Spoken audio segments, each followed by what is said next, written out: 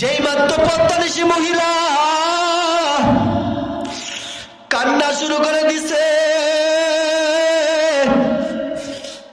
কান্না দেখিয়া কি ফেলে দিলের ভিতর বড় মায়া লাইগে গেছে।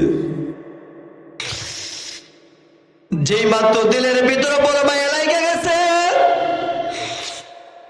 এবার মহিলা ডাক দিয়ে বলে, বোন, আল্লাহর এক বান্দা ছিল, নাম ছিল তার কিফিল। এই আল্লাহর বান্দা বড় পাপিষ্ঠ ছিল, বড় গুনাহগার ছিল। এই আল্লাহর বান্দা দুনিয়ার এমন কোন গুনাহ নাই সে করে নাই। এই কিফিল বড় গুনাহগার ছিল, আল্লাহর ভয় দিলের ভিতরে মোটেও ছিল না। ওই জামানায় একজন বড় নেককার আবেদ একজন মহিলা ছিল। আগেরকার জামানার মানুষগুলা তো অনেক গরিব ছিল, গরিব মানুষগুলা খাবার আহার করতে অনেক কষ্ট হইতো, কাজকর্ম তো পাওয়া যাইত না। এই পদ্মানিশী মা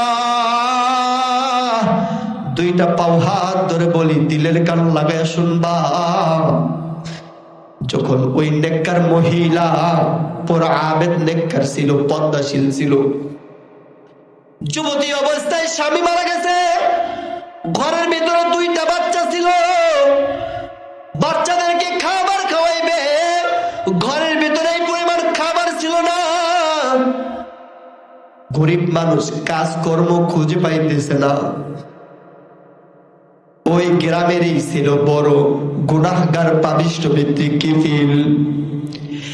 এই কিফিল বড় গুনাহগার ছিল। কিফিলের কাছে গেছে, ওরে ভাই, আমাকে কিছু টাকা ধার দাও, আমি কয়েকদিন পর কাজকর্ম করে তোমার টাকা তোমাকে ফেরত দিয়ে দিব। আমার ঘরের ভিতরে খাবার নাই, যদি আমার বাচ্চাগুলারে খাবার না খাওয়াইতে পারি, বাচ্চাগুলা না খাইয়া মারা যাবে। কিফিলের কাছে যখন গেছে, কিফিল বলে, তুমি বড় সুন্দরী, তোমার চরিত্র, তুমি বড় সুন্দরী, তোমার চেহারা কত সুন্দর, তুমি যদি আমার সঙ্গে একটু সময় কাটাও, তাহলে আমি তোমারে সময় কাটানোর বিনিময়ে কিছু টাকা দিব।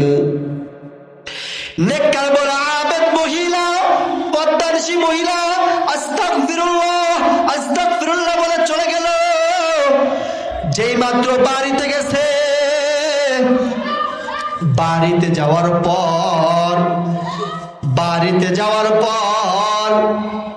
সন্তানদের চেহারার দিকে যখন তাকাইছে,